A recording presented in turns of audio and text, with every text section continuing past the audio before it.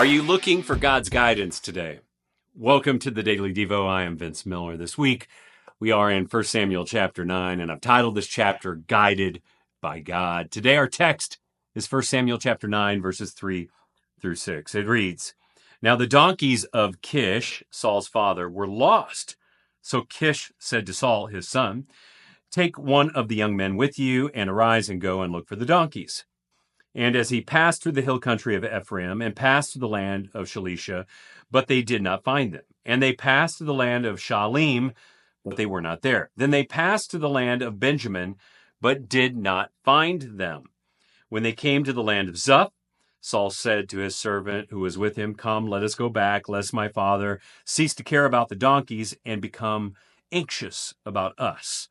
But he, the servant, said to him, Behold, there was a man of God in this city, and he is a man who is held in honor.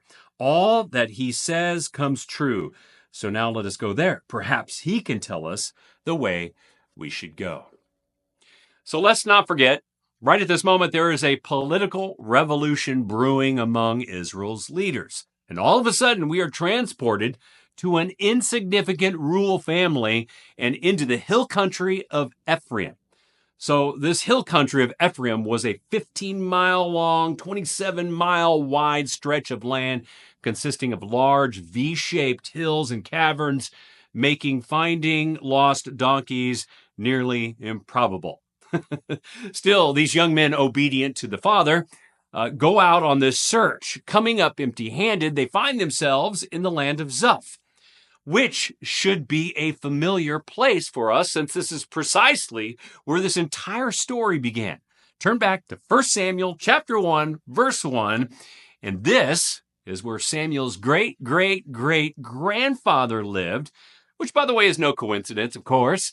The two young men are about to turn back, but here decide to consult with a man of God, a prophet, who might give them spiritual guidance for this improbable task. While they would not find the donkeys, they would find something even more significant. Saul's calling as the first king of Israel. That is profound. So this story presents a simple yet profound lesson for those of us seeking God's guidance today. Faithful obedience is always where we find God's guidance, and with it, our calling and purpose in this life. Don't you want that? This is how it worked out for Saul and every great believer and leader you read about in the Bible. And this is how it has always worked in my life too. Faithful obedience. Now, I know out there today, there are some believers who are seeking guidance from God and looking for your unique purpose and calling in this life.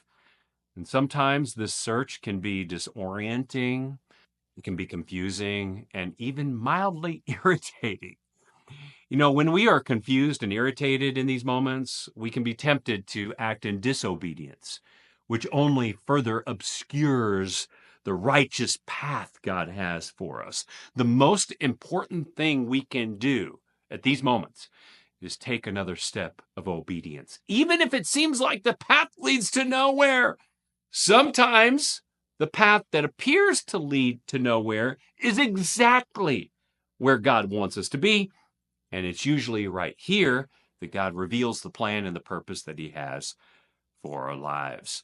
So if you want to know God's plan and purpose for you in your life, live in the adventure of faith and take a small step of obedience today, even if it seems like it leads to nowhere. I love you guys. I pray this has blessed you. If it has, share it with someone else and live all in for him who lived all in for you.